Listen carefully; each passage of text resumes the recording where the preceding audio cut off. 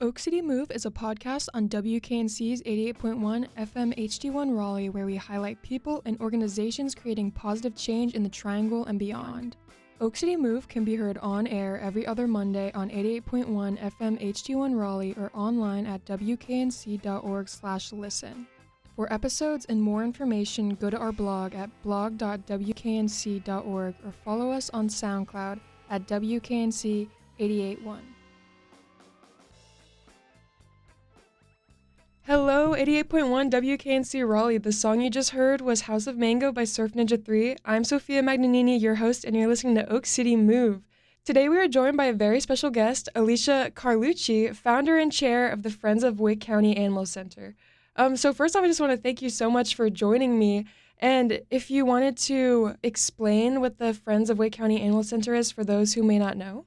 Yeah, awesome. First of all, thank you so much for having me this evening. I'm super excited to talk with you today. The Friends of Wake County Animal Center is a nonprofit organization that is dedicated to improving the quality of life for humans, for animals, and their human companions right here in our awesome Wake County where we live. How does the Friends of Wake County Animal Center kind of differ from the Wake County Animal Center itself? Yeah, that's a really great question, and one that I'm really glad that we're going to get to chat about because a lot of people do think that we are the same place. The Wake County Animal Center in Raleigh, North Carolina is the Wake County intake facility for all animals needing to come into an animal shelter. It is also the only open intake animal shelter in Wake County. So I want to talk for a second what open intake means. A lot of people are aware that we have tons of rescue organizations here, and they are by default managed intake. So they only intake animals when they have a foster home or if they are a facility-based organization when they have a space. The Wake County Animal Center in Raleigh, North Carolina is open intake, which means they have to take every animal no matter what. They do manage their intake by making appointments for owner surrenders, but strays, if 100 strays come in a day, they have to take them all. So that's the county shelter itself. Our organization, the Friends of Wake County, we are a group of hardcore, longtime volunteers who wanted to really find a way to help not only the animal shelter here in Wake County, but also help pet owners here. We are a nonprofit. We are not a rescue. So that's one of the first things, like we don't intake any animals. My organization doesn't have any animals in our care. What we do is we help support the county shelter through a variety of programs, and we try to prevent animals from going into the shelter through a variety of programs. We have no facility. We basically operate, the core volunteers and our board are the ones who govern everything. But again, that's kind of the main difference, is that we aren't a shelter or a rescue, but we are more of a support organization for our shelter and our community. That's so great, especially because, like you're saying, the Wake County Animal Center is one of the few that will take them no matter what. So the fact that they have that extra support from you guys is probably something that really, really helps and really helps a lot of animals not only get a home, but just like a second chance to have time in the shelter to possibly be adopted. Are there any specific programs or initiatives that Friends of Wake County Animal Center that you guys have launched recently or that is ongoing? Yeah, so we have quite a few different programs. Our first and longest standing program is called Heal a Heart. Heal a Heart is our first program that we started with, and it's actually one that directly helps the county shelter. So let's say you're an adopter and you come in and you fall in love with this dog and it is heartworm positive. We know that that is a big cost for people right up front. Like when they adopt a dog, that is just an added cost. Adopting a pet is expensive anyway.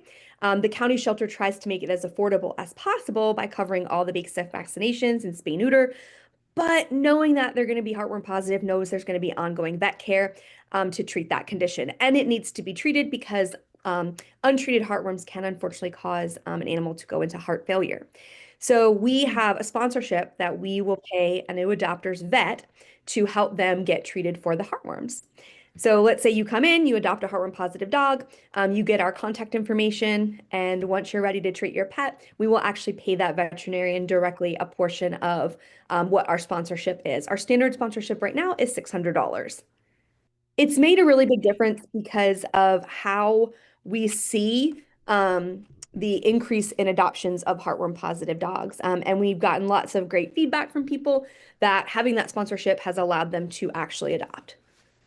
That is really awesome because, yeah, like you were saying, it is a lot cost up front, especially are getting a dog. A lot of people will kind of be turned off by, not like turned off, but a lot of people, it's easier for them to get one that doesn't. So the fact that it's opening so many doors for these pets and opportunities for them to get good families. So that's awesome. It Are is. there any other programs Yeah, that you're? we have a couple other. We have our low cost spay neuter programs. We are personally are not veterinarians, but we do partner with several local vets. So members of the community can apply for a low cost spay neuter voucher through us and get their pet fixed. It's very affordable. It's the most affordable in the area outside of free. It is a small fee, but we believe that that is important enough because we want to reduce the number of animals. We also have a rescue medical fund. That's something that we work directly with the shelter with.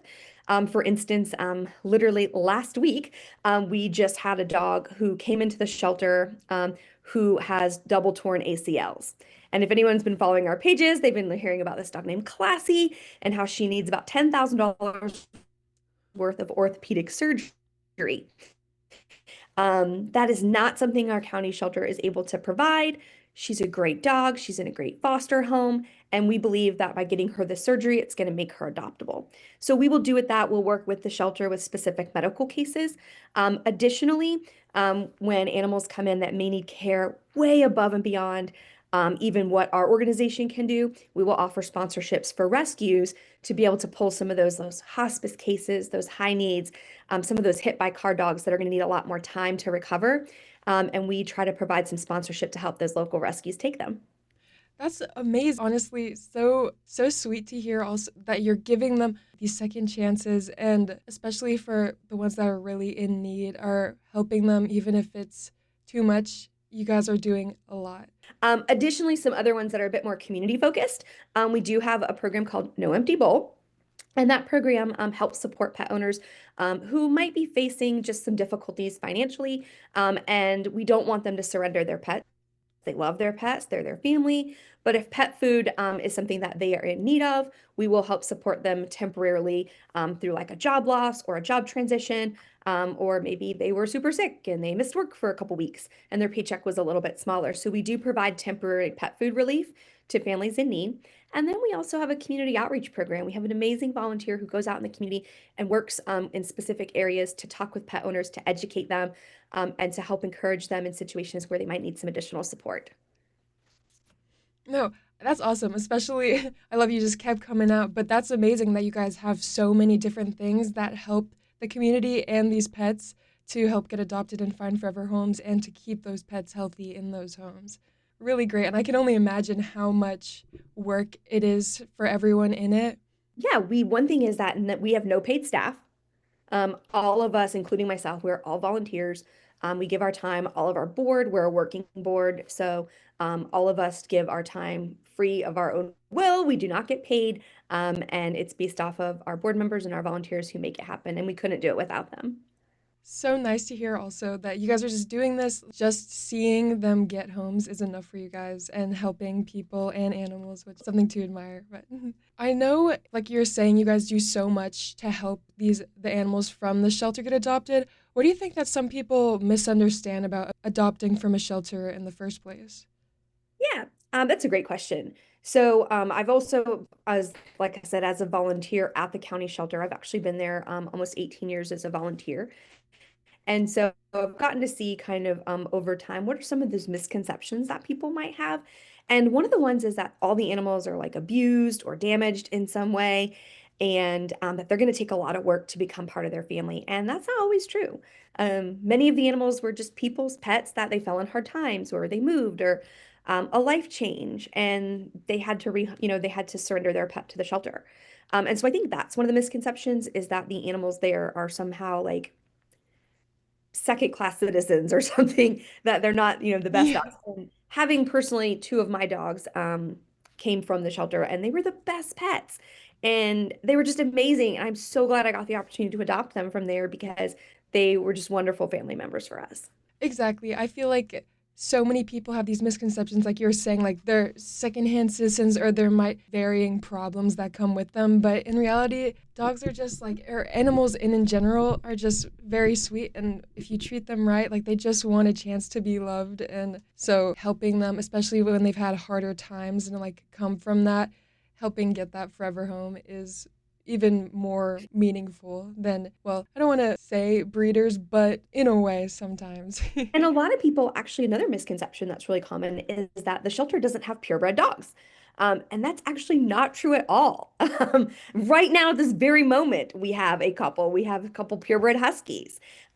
We recently had a French bulldog that came through. We get German shepherds. We get labs. We get pugs.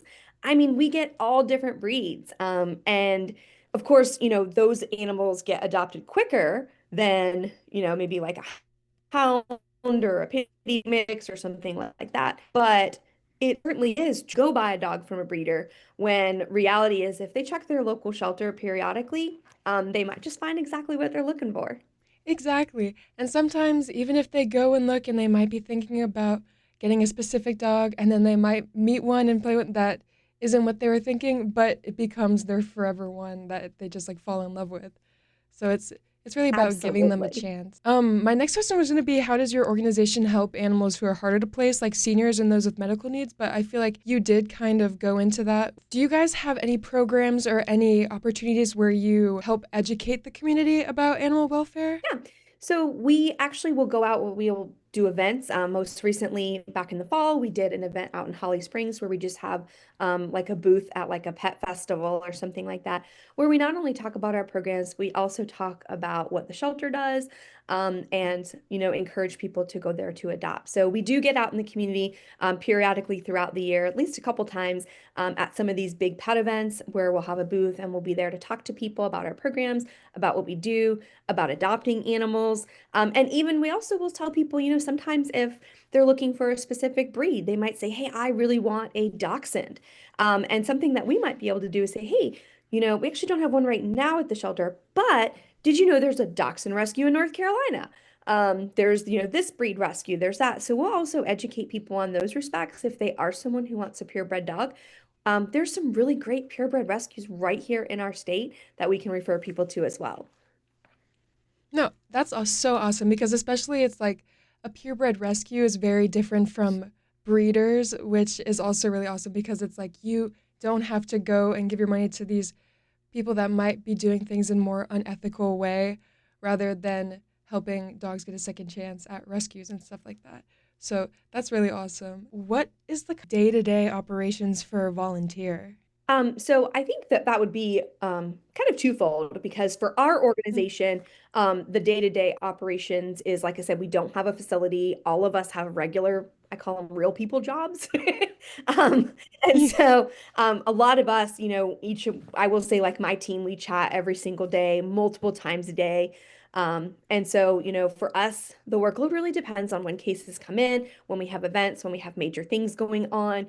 Now, that also differs in the fact that the county shelter itself has a whole volunteer program.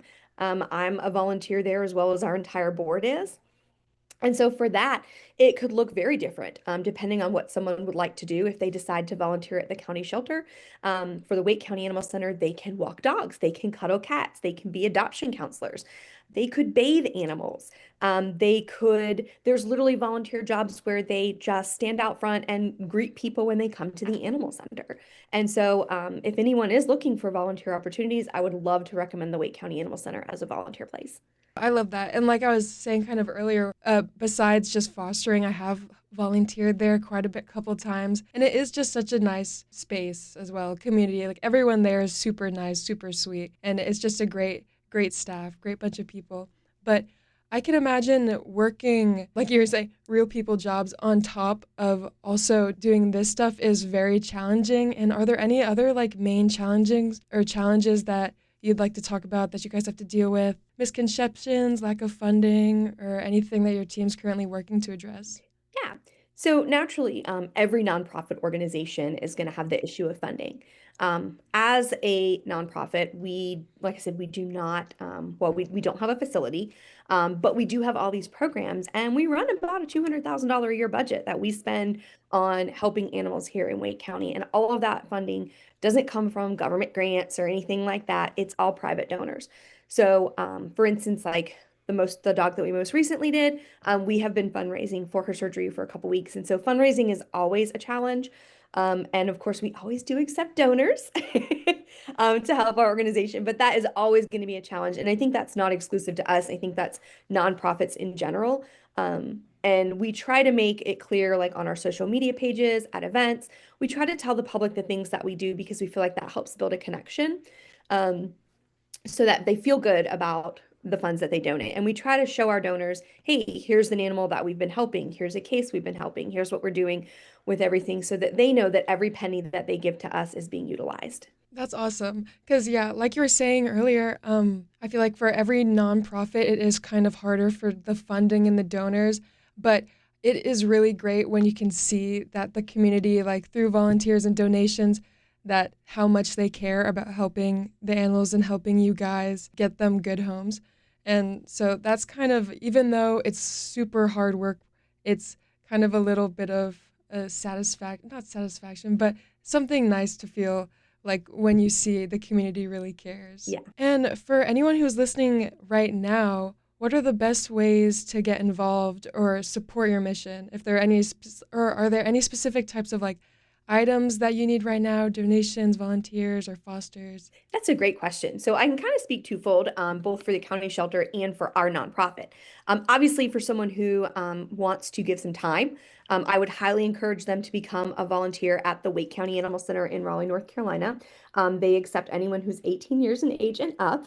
And so, of course, that would be my first recommendation for someone who wants to get some hands-on volunteering. Because, like I said, volunteers are always needed. And I wish I could say that the number of animals is decreasing, but nationwide, the number of animals in shelters is increasing. And that's due to a combination of factors currently. So volunteers are needed everywhere. For our specific organization, I would say the biggest thing that we have right now is the need for funds. Definitely, 2025 has been challenging. I think every nonprofit is feeling that this year, just economies, jobs, things like that. Some of our regular donors just aren't able to give in the way that they previously have. And we, of course, understand that. But that just makes us have to get really creative. And we're good at that. I think everyone in nonprofits is good at taking nothing and turning it into something. So we have to become experts at that and we have to get creative. But certainly the biggest things would be donors. That would be the biggest thing that we need at this time. And when we say donors, sometimes people hear that and they're like, oh my God, I don't have $1,000 to give. That's okay. Dude, $5. If 100 people give $5, that adds up pretty quickly to help cover different things for whether it be a heartworm treatment, whether it be an animal who needs surgery, whether it be a feral cat needing to be spay-neutered. All of those things are things that we use those funds for.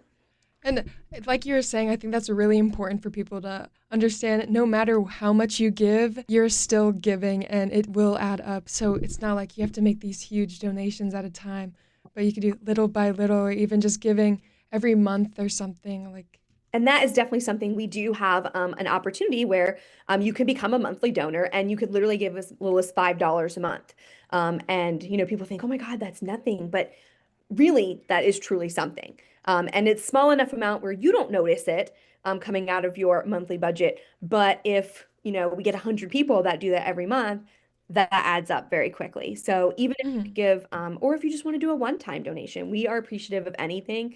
The shelter itself, like I said, their biggest need would be the volunteer base to cuddle those cats and adoption counsel and visit with, the animals.